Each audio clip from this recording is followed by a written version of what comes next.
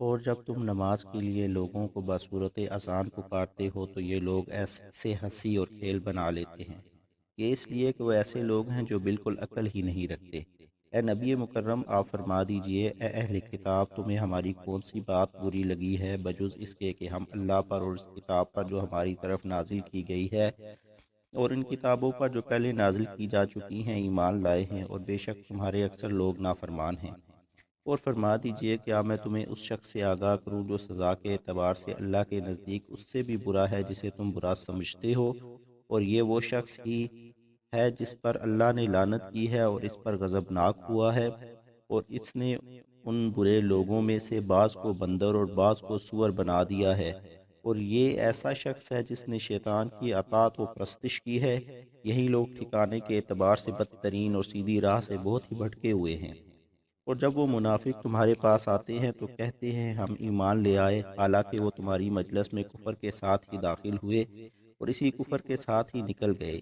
اور اللہ ان باتوں کو خوب جانتا ہے جنہیں وہ چھپاتے پھرتے ہیں۔ اور آپ ان میں بکثرت ایسے لوگ دیکھیں گے جو گناہ اور ظلم اور اپنی حرام خوری میں بڑی تیزی سے کوشاں ہوتے ہیں۔ بے شک وہ جو کچھ کر رہے ہیں بہت برا ہے۔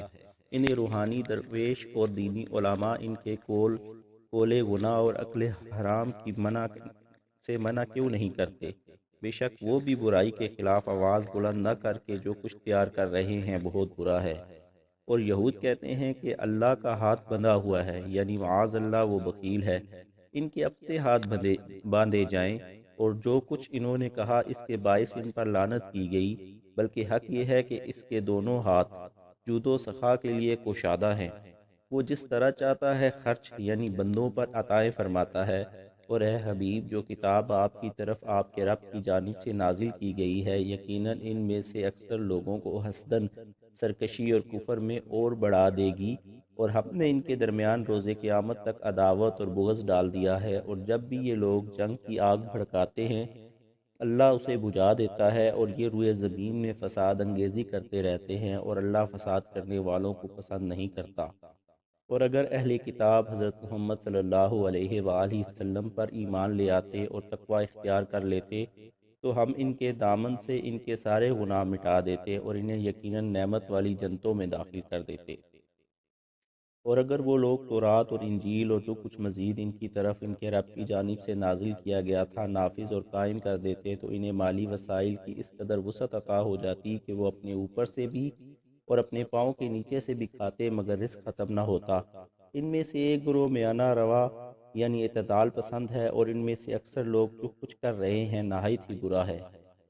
اے برگزیدہ رسول، جو کچھ آپ کی طرف آپ کے رب کی جانب سے نازل کیا گیا ہے وہ سارا لوگوں کو پہنچا دیجئے، اور اگر آپ نے ایسا نہ کیا تو آپ نے اس رب کا پیغام پہنچایا ہی نہیں، اور اللہ مخالف لوگوں سے آپ کی جان کی خود حفاظت فرمائے گا۔ بے شک اللہ کافروں کو رائے ہدایت نہیں دکھاتا۔ فرما دیجئے، اے اہل کتاب، تم دین میں سے کسی شے پر بھی نہیں ہو، یہاں تک کہ تم تورات اور انجیل اور جو کچھ تمہاری طرف تمہارے رب کی جانب سے نازل کیا گیا ہے اور نافذ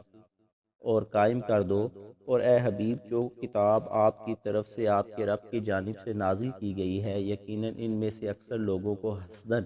سرکشی اور کفر میں بڑھا دے گی، تو آپ گروہ کفار کی حالت پر افسوس نہ کیا کریں۔ بے شک خود کو مسلمان کہنے والے اور یہودی اور صابی یعنی ستارہ پرست اور نصرانی جو بھی سچے دل سے تعلیمات محمدی کے مطابق اللہ پر اور یوم آخرت پر ایمان لائے اور نیک عمل کرتے رہے تو ان پر نہ کوئی خوف ہوگا نہ وہ غمگین ہوں گے۔ بے شک ہم نے بنی اسرائیل سے عہد بھی لیا اور ہم نے ان کی طرف بہت سے پیغمبر بھی بھیجے، مگر جب بھی ان کے پاس کوئی پیغمبر ایسا حکم لایا جسے ان کے نفس نہیں چاہتے تھے تو انہوں نے انبیاء کی ایک جماعت کو جھٹلایا اور ایک کو مسلسل قتل کرتے رہے، اور وہ ساتھ یہ خیال کرتے رہے کہ انبیاء کے قتل و تکذیب سے کوئی عذاب نہیں آئے گا، سو وہ اندھے اور بہرے ہو گئے تھے۔ پھر اللہ نے ان کی توبہ قبول فرما لی، پھر ان میں سے اکثر لوگ دوبارہ اندھے اور بہرے یعنی حق دیکھنے اور سننے سے قاصر ہو گئے، اور اللہ ان کاموں کو خوب دیکھ رہا ہے جو وہ کر رہے ہیں۔ در حقیقت ایسے لوگ کافر ہو گئے جنہوں نے کہا کہ اللہ ہی مسیح ابن مریم علیہ السلام ہے، حالانکہ مسیح علیہ السلام نے تو یہ کہا تھا کہ اے بنی اسرائیل تم اللہ کی عبادت کرو جو میرا بھی رب ہے اور تمہارا بھی رب ہے۔ بے شک جو اللہ کے ساتھ شرک کرے تو یقیناً اللہ نے اس پر جنت حرام فرما دی ہے اور اس کا ٹھکانہ دوزخ ہے اور ظالموں کے لیے کوئی بھی مددگار نہ ہوگا۔ بے شک ایسے لوگ بھی کافر ہو گئے ہیں جنہوں نے کہا کہ اللہ تین معبودوں میں سے تیسرا ہے، حالانکہ معبود یکتا کے سوا کوئی عبادت کے لائق نہیں، اور اگر وہ ان بیہودہ باتوں سے جو وہ کہہ رہے ہیں باز نہ آئے تو ان میں سے کافروں کو دردناک عذاب ضرور پہنچے گا۔ کیا یہ لوگ اللہ کی بارگاہ میں رجوع نہیں کرتے اور اس سے مغفرت طلب نہیں کرتے، حالانکہ اللہ بڑا بخشنے والا بہت رحم فرمانے والا ہے۔ مسیح ابن مریم علیہ السلام رسول کے سوا کچھ نہیں ہے، یعنی خدا یا خدا کا بیٹا اور شریک نہیں ہے۔ یقیناً ان سے پہلے بھی بہت سے رسول گزر چکے ہیں اور ان کی والدہ بڑی صاحب صدق ولیہ تھی، اور وہ دونوں مخلوق تھے کیونکہ کھانا بھی کھایا کرتے تھے۔ اور اے حبیب دیکھیے ہم ان کی رہنمائی کے لیے اس طرح آیتوں کو وضاحت سے بیان کرتے ہیں، پھر ملاحظہ فرمائیے کہ اس کے باوجود وہ کس طرح حق سے پھرے جا رہے ہیں۔ فرما دیجئے کیا تم اللہ کے سوا اس کی عبادت کرتے ہو جو نہ تمہارے لیے کسی نقصان کا مالک ہے نہ نفع کا، اور اللہ ہی تو خوب سننے والا اور خوب جاننے والا ہے۔ فرما دیجئے اے اہل کتاب تم اپنے دین میں ناحق حد سے تجاوز نہ کیا کرو اور نہ ان لوگوں کی خواہشات کی پیروی کیا کرو جو بعثت محمدی صلی اللہ علیہ وآلہ وسلم سے پہلے ہی گمراہ ہو چکے تھے اور بہت سے اور لوگوں کو بھی گمراہ کر گئے، اور بعثت محمدی صلی اللہ علیہ وآلہ وسلم کے بعد بھی سیدھی راہ سے بھٹکے رہے۔ بنی اسرائیل میں سے جن لوگوں نے کفر کیا تھا انہیں داؤد اور عیسیٰ ابن مریم علیہ السلام کی زبان پر سے لعنت کی جا چکی ہے، یہ اس لیے کہ انہوں نے نافرمانی کی اور حد سے تجاوز کرتے تھے، اور اس لعنت کا ایک سبب یہ بھی تھا کہ وہ جو برا کام کرتے تھے ایک دوسرے کو اس سے منع نہیں کرتے تھے، بے شک وہ کام برے تھے جنہیں وہ انجام دیتے تھے۔ آپ ان میں سے اکثر لوگوں کو دیکھیں گے کہ وہ کافروں سے دوستی رکھتے ہیں، کیا ہی بری چیز ہے جو انہوں نے اپنے حساب آخرت کے لیے آگے بھیج رکھی ہے، اور وہ یہ کہ اللہ ان پر سخت ناراض ہو گیا اور وہ لوگ ہمیشہ عذاب ہی میں گرفتار رہنے والے ہیں۔